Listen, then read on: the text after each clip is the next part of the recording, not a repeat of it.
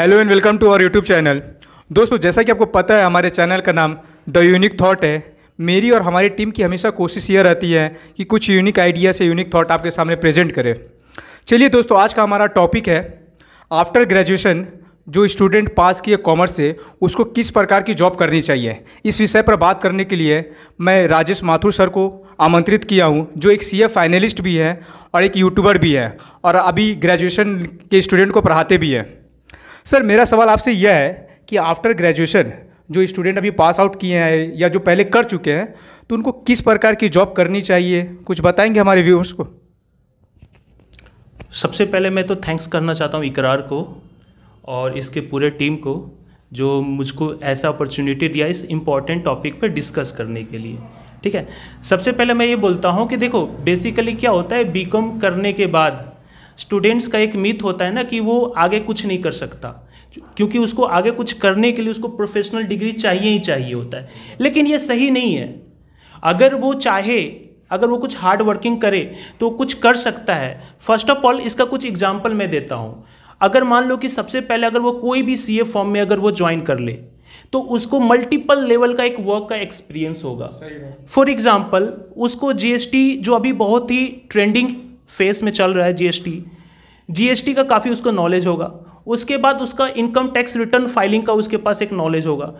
इसके अलावा वो और भी बहुत सारे different corporate, different size of form, business के बारे में जानकारी ले पाएगा और उसका audit, statutory audit, internal audit और बहुत सारे चीज़ों के बारे में जानकारी लेगा। अगर इसके जानकारी के बाद अगर वो कोई भी कॉर्पोरेट फील्ड में जाना चाहता है तो उसका एक अलग ही वेट होगा। जरूरी नहीं कि वो सिर्फ सीए फॉर्म में ही जा सकता है, इसके अलावा वो चाहेगा तो क्या कर सकता है, कोई भी कॉर्पोरेट में भी जा सकता है, जैसे अकाउंटेंट के तौर पे काम करने के लिए। ठीक है, अगर वो बंदे में टैलेंट है तो वो जरूरी नहीं कि अपना चलो एक अकाउंट्स फाइनेंस से करके, अकाउंट्स ऑनर्स करके वो किया है तो जरूरी नहीं कि अकाउंट्स में ही वो सिमट के रह जाएगा। आज के टाइम में एक ट्रेंडिंग फेज चल रहा है आईटी का, इंफॉर्मेशन टेक्नोलॉजी का। उसके बारे में भी बहुत सारा एक ऑडिट होता है, बहुत सारा का टाइप का ऑडिट होता है। उसका जानकारी लेके वो किसी भी कॉर्पोरेट फील्ड में जाके वो अपना काम कर सकता है ना। देखिए, बहुत अच्छा आपने बात बताया कि यदि कोई बीकॉम पास की है तो मतलब वो सीए फॉर्म में जाकर वहाँ different types of varieties of work होते हैं, जैसे जीएसटी रजिस्ट्रेशन हो गया। क्योंकि आज हमारे जो देश में सबसे बड़ी जो बात है वो जीएसटी को लेकर है कि गवर्नमेंट हमेशा नए नए रूल्स लाती रहती है, चेंजेस करते, तो उसको जानने का मौका मिलेगा। और मुझे लगता है कि आगे जाकर यदि एज एन हम लोग बीकॉम पास किए हैं, यदि बीकॉम ऑनर्स हो या बीकॉम जनरल हो, तो वो डिफरेंट टाइप्स ऑफ कंपनी में जाके एज एन अकाउंटेंट काम कर सकते हैं, या एमएनसी में, जैसे आपने कहा कि आईटी सेक्टर एमएनसी में जाकर क्या वो जॉब कर सकते हैं, जैसे जेनपैक्ट हो गया, कैपजेमिनी हो गया या टीसीएस हो गया। तो मेरा अगला सवाल आपसे ये है कि ये सब जॉब करने के लिए सबसे क्या इंपॉर्टेंट ऑफ नॉलेज होना है कि ज़रूरत है कि नहीं, क्योंकि आज के स्टूडेंट में नॉलेज की कमी है, मुझे जहाँ तक लगता है। आपका क्या कहना है इसके बारे में? ये इस वीडियो का सबसे इम्पॉर्टेंट क्वेश्चन है। आज ये वीडियो बहुत ही सारे लोगों को सुनना चाहिए, इसलिए कि without having knowledge they are nothing, they are just useless. ये जो ट्रेंड चल रहा है ना, they are feeling like happy just because they are giving free exempted to promote in next level. अब उन लोग को ये लग रहा है चलो फर्स्ट सेमेस्टर का एग्जाम हुआ नहीं, सेकंड सेमेस्टर में शिफ्ट हो गए बिना पढ़े लिखे। लेकिन बाबू, ये बहुत तुमको कैरियर पर ना हैम्पर करेगा, क्योंकि अगर जब तक तुमको अभी नहीं पढ़ रहे हो, फ्यूचर में पढ़ना पड़ेगा। सही बात। पता है क्यों? क्योंकि जब तक तुम पढ़ोगे नहीं तब तक तुमको कोई कंपनी तुमको वैल्यू नहीं देगी। तुमको कंपनी में अपने आप को अडॉप्ट करने के लिए उस कंपनी में तुमको नॉलेज गेन करना ही पड़ेगा। अगर तुम नॉलेज गेन नहीं करते हो तो तुम कुछ भी नहीं कर पाओगे लाइफ में। इवन अपना कुछ भी स्टार्टअप भी नहीं खोल पाओगे। एक बिजनेस का तो दूर की बात है, कोई भी कंपनी क्यों रखेगी तुमको? इसीलिए रखेगी ना तुम्हारे पास नॉलेज है ना, इसीलिए। तो आपने बहुत अच्छी कहा कि नॉलेज का होना बहुत ज़रूरी है। तो मेरा लास्ट क्वेश्चन आपसे यह है कि जो आज की यंग जनरेशन है वो क्या करते हैं कि सरकार से बोलते हैं कि सरकार मुझे नौकरी नहीं देती, सरकार मुझे अपॉर्चुनिटी नहीं देती। तो वो लड़के को सरकार अपॉर्चुनिटी कैसे दे? जो लड़के आज के एग्ज़ाम कैंसिल होने पर फेसबुक में, व्हाट्सएप में खुशी अपनी जाहिर करते हैं और बाद में वही लड़के क्या करते हैं, सरकार को बोलते हैं कि हमारे जॉब नहीं दे रहे। तो इसके विषय में क्या कहना है आपका कि आज की कुछ जो यंग जनरेशन है, या जो मैं सबकी बात नहीं कर रहा, कुछ यंग जनरेशन है जो ये सोचते हैं कि आज का सरकार ख़राब कर रही है, तो उसके बाद आपको कुछ कहना है? उस यंग जनरेशन को कुछ कहना चाहते हैं आप? देखो, सरकार के मुद्दे पे तो हम नहीं जाएंगे, वरना फिर वो काफ़ी पॉलिटिकल वीडियो बन जाएगा।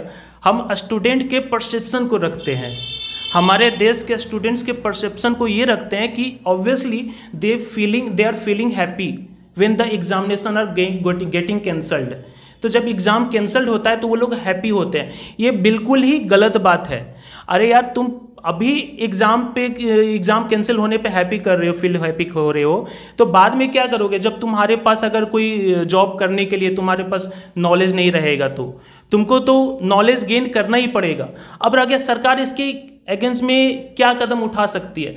तो मेरा पॉइंट है, मेरे तरफ से ये पॉइंट लगता है कि सरकार को इसके लिए एग्ज़ाम को ना एक इंटरमीडिएट एग्जामिनेशन जो होता है ना, जैसे सेमेस्टर है 6 महीना के बाद 6 महीने का एग्ज़ाम ले रहा है, तो अगर वो एग्ज़ाम नहीं हो पा रहा है तो उसको प्रमोट करके उसको किसी ना किसी तरह से एग्ज़ाम लिया जाए।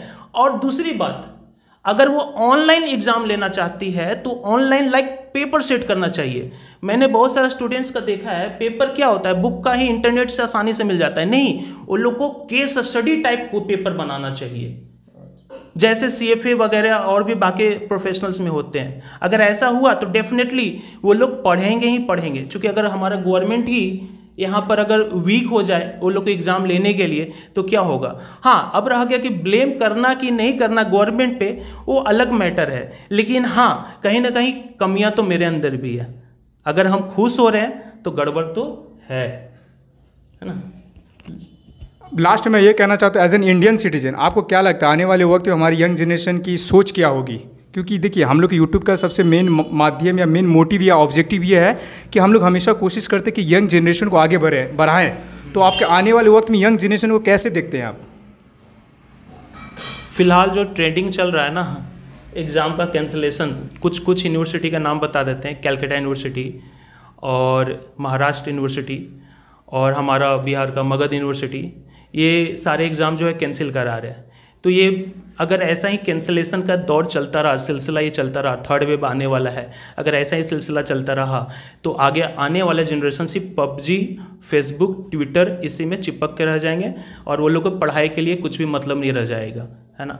तो वो लोग को इस चीज़ से अपने आप को डिटैच करना पड़ेगा और वो लोग को फोकस इस चीज़ को समझना पड़ेगा कि हम लोग का पढ़ाई करना कितना इम्पॉर्टेंट है, न कि सिर्फ पास होने के लिए बल्कि अपना कैरियर सेट करने के लिए भी।